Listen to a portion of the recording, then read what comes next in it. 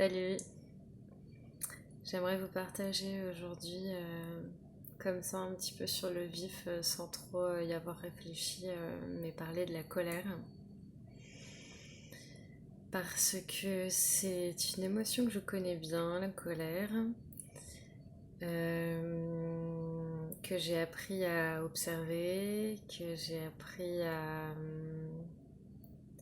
apprivoiser aussi. Bien que dans les moments où je suis en colère, c'est difficile de m'arrêter. En fait, je visualise la colère vraiment comme un feu brûlant et dès qu'il y a un peu d'huile qui est rajoutée sur le feu, mais ça explose et ça peut facilement partir en cacahuète. Donc c'est très difficile au moment où on est en colère de contrôler la colère et de dompter la colère, en tout cas pour moi. On va dire que les moments deviennent de plus en plus rares dans ma vie où je me mets en colère. Je vais me mettre en colère dans des périodes un peu plus sensibles de ma vie, que ce soit pendant la période des règles, associée à une pleine lune. Là, on est sur le combo gagnant. Je rigole, mais c'est pas drôle en réalité. Non, mais après, voilà, le tout, c'est de réussir à redescendre de cette colère. Et ça, j'y arrive plus facilement qu'avant. Et en fait, j'ai observé un phénomène. Alors, bon, dans les moments où je suis en colère et où il n'y a rien de constructif qui se passe, j'essaye de m'isoler. Donc, soit de sortir, soit dans une autre pièce, soit dans ma bulle. Et là, pour pas entretenir la colère, c'est d'éviter le plus possible de ruminer en fait. De ruminer l'histoire, de ruminer, parce qu'en fait, quand on est dans cette phase, enfin en tout cas, je parle à moi, mais quand je suis dans cette phase de colère, je vais. C'est mon ego qui rumine et je vais chercher tous les points sur lesquels j'ai la sensation d'avoir raison. Pour, voilà, l'ego, il a besoin d'exister en fait. Donc tout ce qui va couper, casser l'ego ou rejeter l'ego, c'est fini. Enfin, en tout cas, moi, c'est ce que je ressens quand je suis en colère, enfin, dans des colères non constructives, on va dire. Et donc, à ce moment-là, voilà, c'est d'éviter le plus possible de ruminer. Donc là, c'est se concentrer sur la respiration, revenir aux sensations de son corps. La- L'idée de revenir à la sensation du corps, elle est hyper intéressante parce qu'en fait, quand on se remet dans le corps, les émotions vibrent quoi qu'il arrive dans le corps. Donc c'est d'essayer de ressentir où ça se passe dans le corps, comment ça se passe et de prêter de l'attention à cette zone-là sans être dans les pensées. Voilà, ça, parce que les pensées vont entretenir le truc, voire envenimer. Encore une fois, on est dans l'ego qui a besoin d'avoir raison et de se rassurer. Donc de revenir dans le corps, de revenir à soi, d'observer où ça se passe.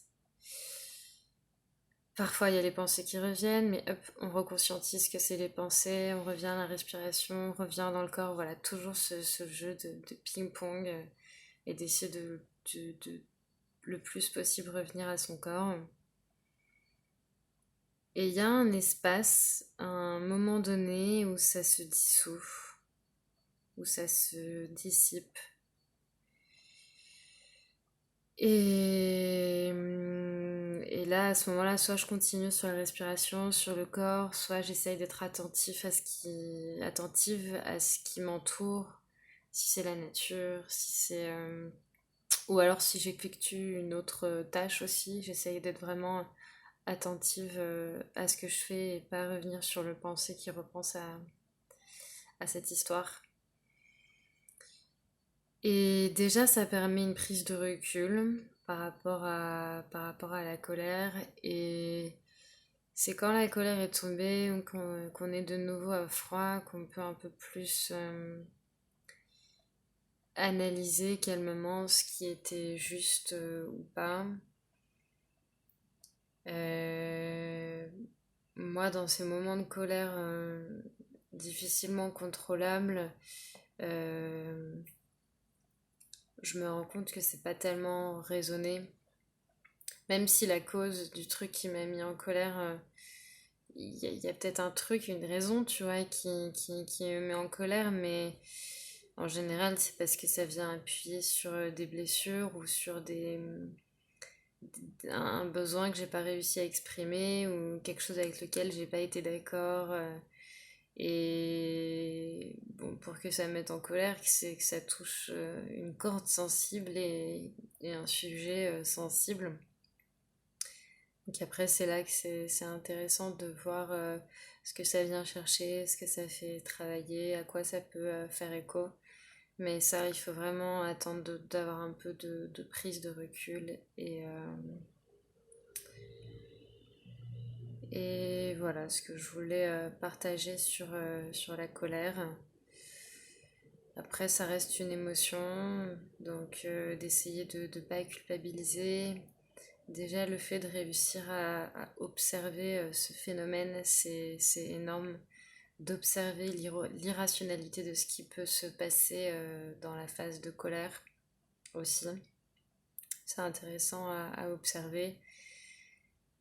Et bah, plus on arrive à l'observer, plus au moment où ça arrive, eh ben, soit ça va être calmé plus rapidement, soit ça va être... enfin voilà, il y a forcément un processus de transformation qui s'opère, même s'il n'est pas immédiat et que ça ne veut pas dire qu'on ne retombera jamais en colère. Mais voilà ce que je voulais vous partager là dans le vif, parce que je me suis mise en colère ce matin. Et malheureusement, ça touche les personnes les plus proches. Ouais, voilà, je vous embrasse.